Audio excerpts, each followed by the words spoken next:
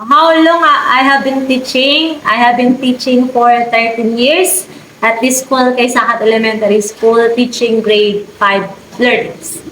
What are their techniques in getting the attention of their students? Standing in front of the class, not saying a word, and merely looking at them until they notice my presence. Next question is, how did they handle misbehaving students in a class? So I could say first, you need to talk to them and give them advice. As much as possible, you need to solve their problems within that day. Or if badly needed, we need to call the attention of their parents.